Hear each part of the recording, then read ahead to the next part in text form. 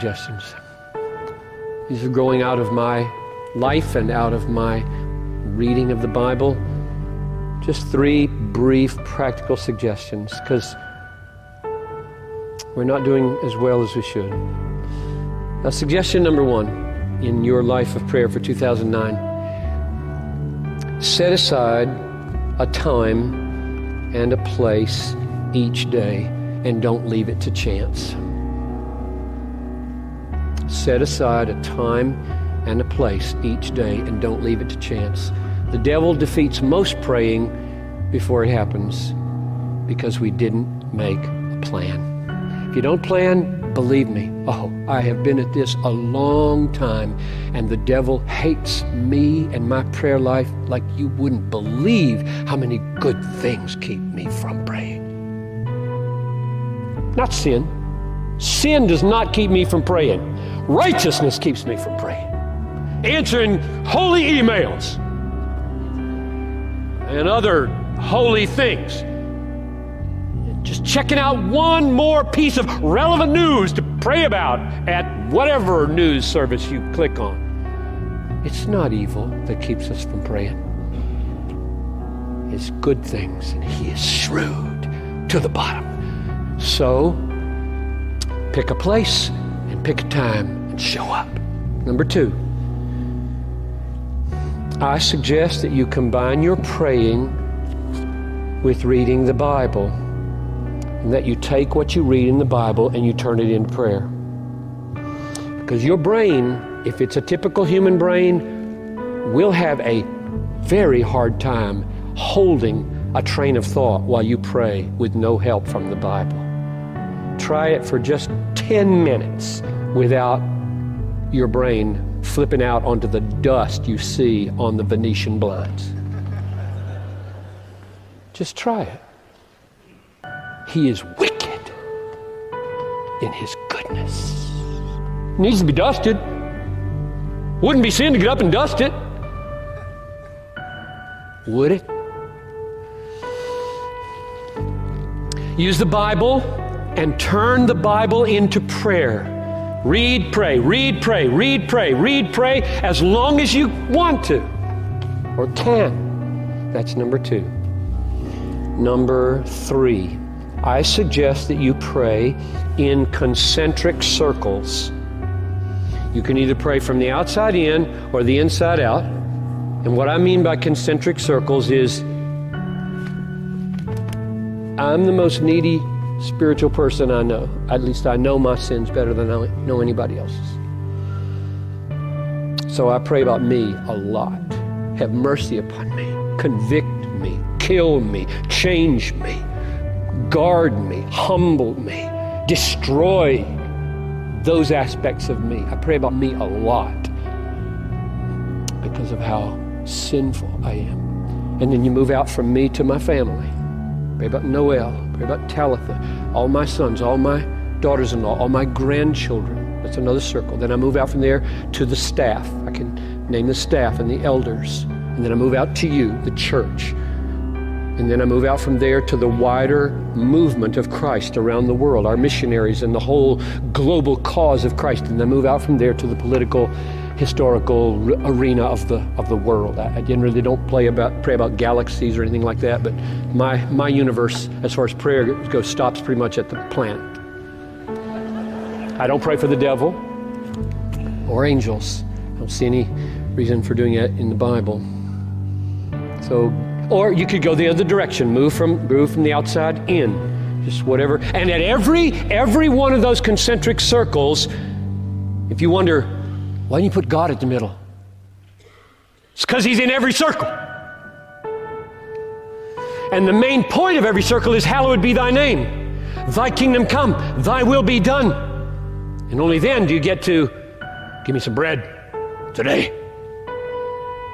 3 big, massive, your name hallowed, your kingdom arriving, your will on the planet done the way it's done in heaven and in my life. Those are in every circle. That's why He's not anywhere in the concentric circles. So those are my 3 suggestions. The hard truth is, we Christians don't do very well. We've done some surveys over the years at Bethlehem. It's pretty sad when we do them. I don't like to do them. I get discouraged. We don't pray very much. Pray at meals, maybe, unless we're still stuck at the adolescent stage that thinks good habits are legalism. We may whisper prayers before a tough meeting that we're walking into. We may throw him a kiss as we crawl into bed. But we don't set aside significant, regular, daily, disciplined time to pray in those ways much. And we don't think it's worth it to meet with others to pray, by and large.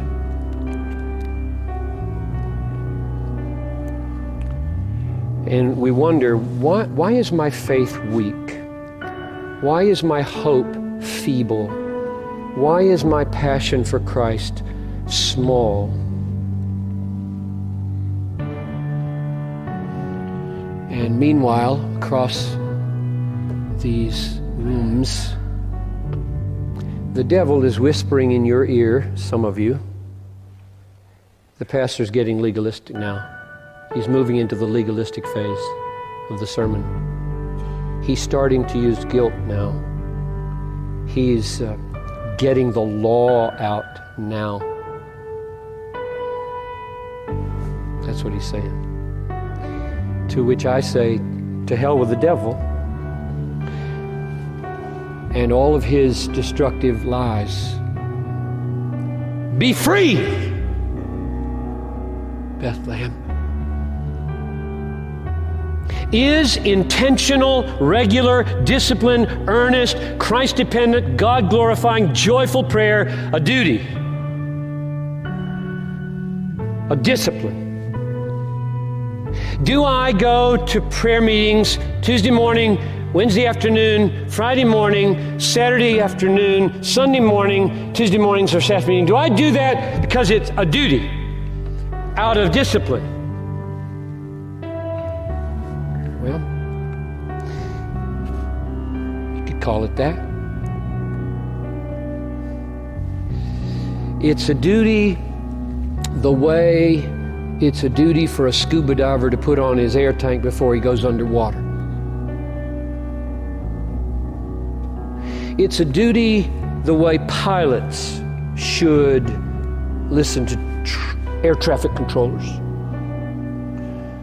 It's a duty the way soldiers in combat should clean their rifles and load their guns.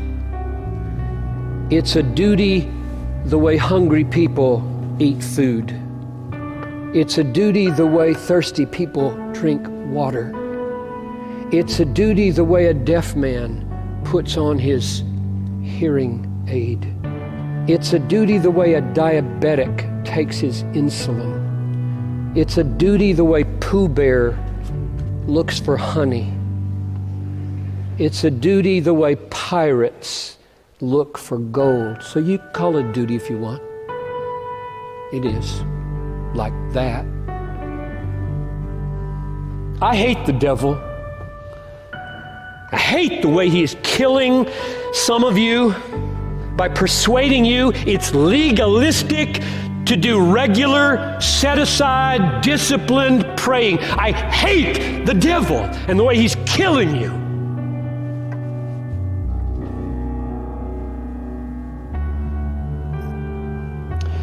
Telling you that it is legalistic to be as regular in your prayers as you are in eating your food, in sleeping, in internet use. Oh, we struggle with those, don't we? Legalistic to eat 3 times a day. I think it is. Sleep every night, for goodness sakes. Mix it up.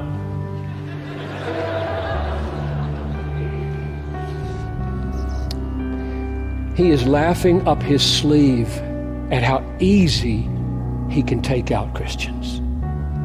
The devil is. He is laughing up his sleeve at what suckers we are for his worn out is legalism. You should just look at him and say, I'm older than that. I'm not in 5th grade anymore. I've grown up a little bit. Get out of my life.